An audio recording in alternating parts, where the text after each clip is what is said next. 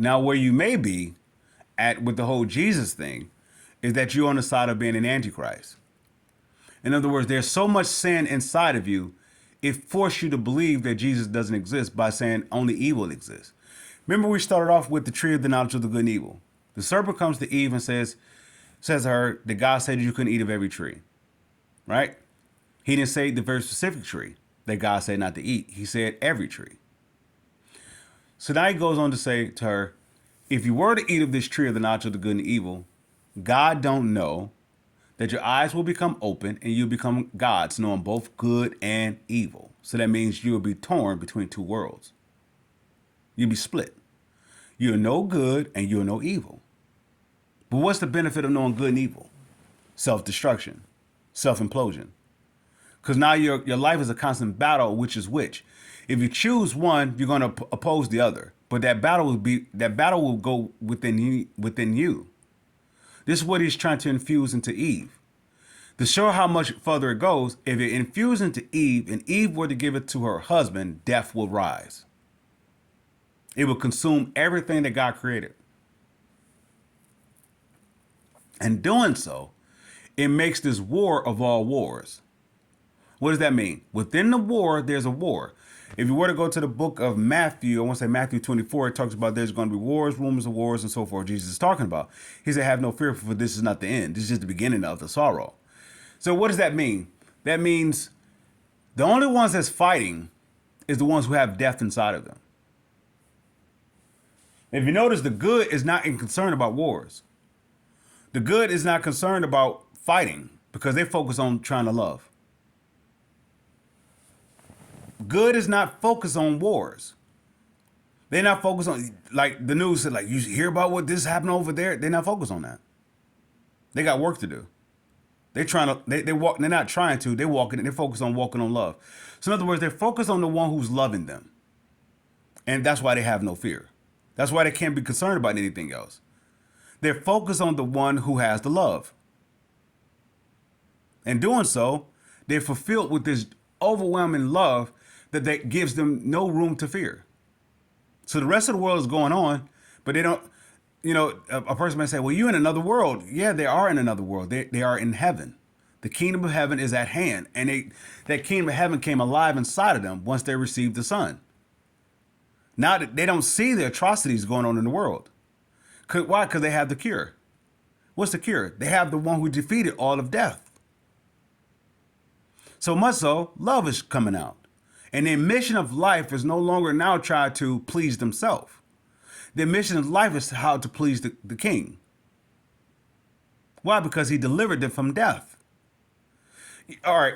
The scripture says that we won't see death nor enter death. What does that mean? To see death, to enter death, you have to see it. Let's do the reverse effect. When Jesus is talking to Nicodemus, and Nicodemus is talking about the kingdom of heaven, or, in that matter. And Jesus goes on to say, well, you can't even see the kingdom of heaven, let alone being in it, unless you're born again. It works the opposite with Satan's kingdom. You can't have hell in you unless hell becomes up. Forgive me. You can't be in hell unless hell is inside of you. So the person that's fearing death, you can't fear death without death being inside of you. There's death, and then there's the fear of death. Fear of death is that you're in submission to it. That leads you to the lake of fire. So we're talking about the wages of sin is death. That's one thing. But then that death leads you actually to the fear of death, which is now going to the lake of fire. You get led to death, and then death actually leads you to the lake of fire. The lake of fire is when everything that is of evil is licked up in flames. Why? Because it self-implodes. Somebody said, God created hell. God created the lake of fire. The lake of fire created itself by opposing God. Lucifer created everything of evil. He's the original, he's the origin of it. He created everything of evilness the moment that he opposed God. The moment that he says in his heart, I want to be like the Most High God, all evil took place. That is the original sin. Within that, the lake of fire exists. But who creates the lake of fire? The Bible says God creates the lake of fire. Actually, God's created it, but by Lucifer disobeying God was the creation of it. If Lucifer doesn't do what he do, what's the point of the lake of fire? If if Lucifer doesn't do what he did, how does the lake of fire exist? Better yet, how does death exist? How does a third of the angels fall from heaven? Better yet, how does the serpent, which is Lucifer, actually, how does he tempt Eve or talk to Eve in an opposite manner of what God said? There's none of that. So who's going to the lake of fire? Everyone who has death inside of them. That's the whoremongers, that's the adulterers, that's the liars, the backbiters, that's the adulterers, if I didn't say, the fornicators. That's all this evil. What does that mean? If any individual is either lukewarm or the opposite of God, you're going to the lake of fire. So you may have a person that will say, well, then God knows all this. Well, then what good is it? You have death inside of you. That's what's talking. Notice you're not speaking on the behalf of good. You're speaking on the behalf of evil. You go on to say, God knows what's going to happen to you, so what's the point of actually trying to do something good? Do you hear the evil? No, actually you don't. So that's the reason why you're saying it. If you can hear the evil, you will see what you're saying is actually your destruction of why God has said what he said. Say, for example, and when Jesus tells Peter, you're going to deny me 3 times. So a person would say, see, that God knows what you're going to do before you do it. So how can you win? God is, in the midst of what God said, forgive me, in the midst of what Jesus said, Jesus didn't say, I'm going up against your free will of choosing to choose me or not. Now, look what happened, though. The woman comes to Jesus, comes to Peter and say, aren't you one of those disciples that was with Jesus? No, woman, I never knew him. Where's this at that God knows his ending and God is already know that he's going to do this? Look at Peter's making his choice. He's making a choice. But this is the reason why Jesus said what he said. But if you notice, before Jesus said that, Jesus also was telling him that Satan has you by the throat. He's working you. So who's causing Peter to say, I never knew Jesus? Is it Jesus? No, he loved Jesus. So much so, he pulled out a sword. He was willing to die for Jesus. And he cut off the soldier's ear that's coming to arrest Jesus. He loves Jesus. But Peter is in a conflict between 2 worlds. Following Jesus and Satan still having a grip over him. He's torn between worlds. That's how our lives are. We're torn between 2 worlds. In the midst of choosing evil, we will say, how can we win if God already knows what we're going to do? That's an individual who chose to be evil. God would have told them not to do something, and instead of not doing it, they went ahead and did it. So now you only see it from the opposite of God. If you were with God, you would see that nothing that God can do can bring forth evil towards you. So in other words, if God asks you to do something, number 1, you'll do it with a loving heart. And number 2, you see that nothing bad can come from what God asks you to do. So who's going to the lake of fire? Those who oppose God. And all if we're reading the book of the book of Revelations, and you see about the lake of fire, who's going to the lake of fire, do you see anyone that's going there of good? We will say that's a good person. But how are you good if you got evil inside of you? That's like saying Lucifer, he's created the son of the morning, and he's completely the son of the morning, but yet and still, he wants to be like the Most High God. How can he do both?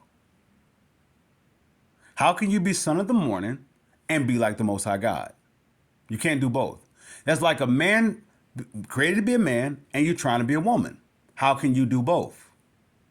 So what the effects of how it goes, or the results of how it goes, that man says, I'm about to do a procedure. I'm about to make a decision to get rid of what I was created to be something I wasn't created to be. Right? Who is authorizing you to do that? Who's telling? Where are you getting that thought from? Go ahead and say you created that thought. If you created that thought, why did you start there? Why did you, instead of going through all that labor of cutting off this and doing all this and all that, why did you just didn't create yourself to be the opposite? If you're just that powerful, why didn't you create yourself to be the opposite?